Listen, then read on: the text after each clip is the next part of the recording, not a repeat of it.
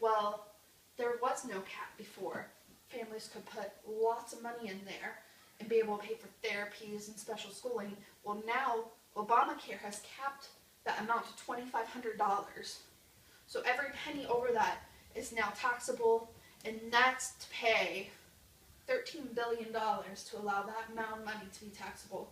So if you have an extremely sick child, extremely disabled child, who once you were able to put $10,000 into flex spending and not have it be taxable, now all that except for $2,500 is now. So your power is being taken away. Your child's needs are being ignored. They're being hurt. Many parents with disabled children rely on this. So, increased out-of-pocket and copays. So there's increased copays. I apologize, my child's in the next room. The babysitter's here with us, so he's going to join us here in a second. Hi, honey. Can you go watch Paw Patrol?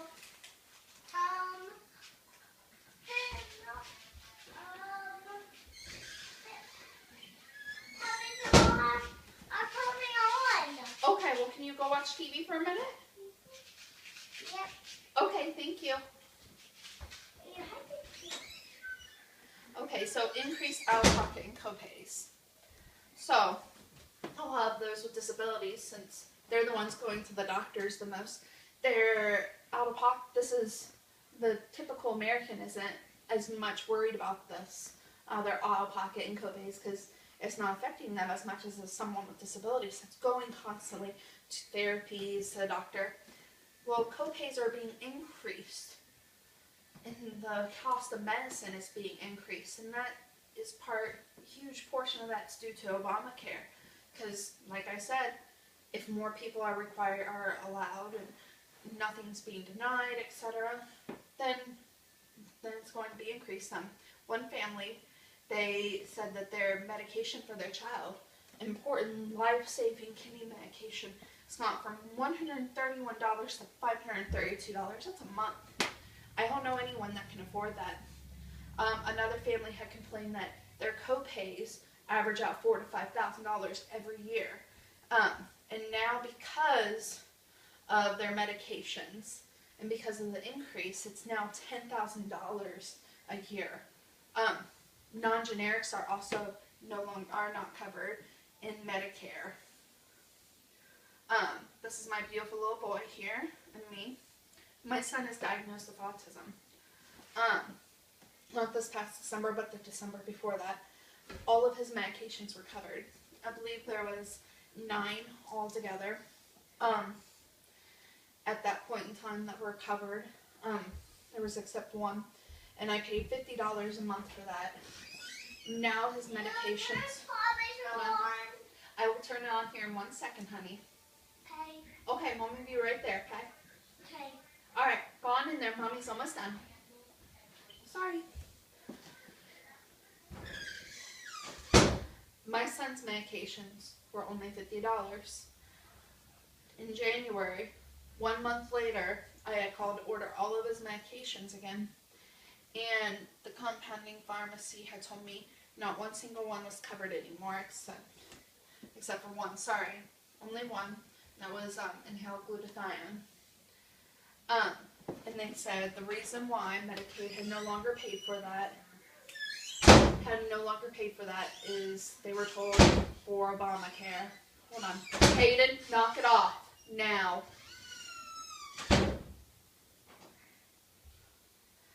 So it's supposed to be all over $300 a month. Unfortunately, we cannot pay for that. We are a poor family.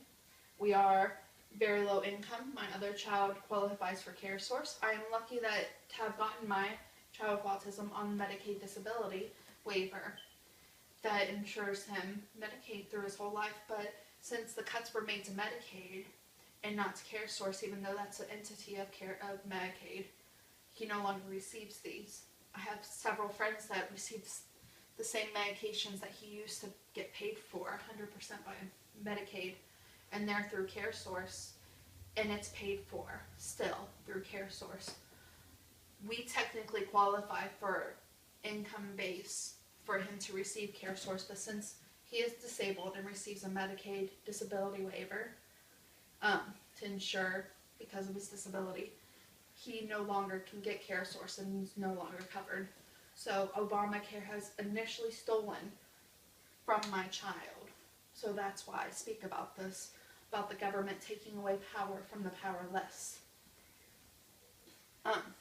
Social conflict. The government is using its power over the citizens to force them to purchase health care. It's just like when we said social conflict theory looks at how society is run by the powerful, taking more power away from the powerless. And that's exactly what's happening here. The government is using its power to force its citizens to buy health care. And in turn, it's causing so much strife with a lot of people within that have disabilities. And those that were doing right and have health care, they're being forced to pay more out in several different ways. Those with disabilities are being affected the most, as less is being covered and they are required to pay more. The government is making it more difficult for those that have decreased power by decreasing the power that they have. So taking away more money, more ability to choose, just like the family that had insurance, but they were told that since it wasn't Obamacare law for that Medicaid, for that insurance plan, that they no longer could choose it. That was what fit their family. That's what got their disabled children what they needed.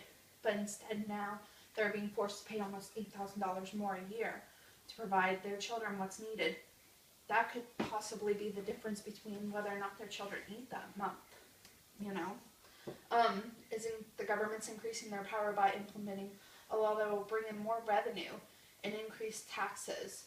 So they're taxing, less power, and giving them more power. And the government is taking away funds from other entities affecting mostly the disabled, such as Medicare and Medicaid. Conclusion. From the social conflict view, the government is using its power to take away more from the powerless. The government is using its power in Obamacare to gain more power. And on a personal note, every friend that I have has a child with a disability, and every single one of them has been affected negatively by this. Thank you very much. Here is the works cited page. And there's that. Thank you very much. You guys can stop now.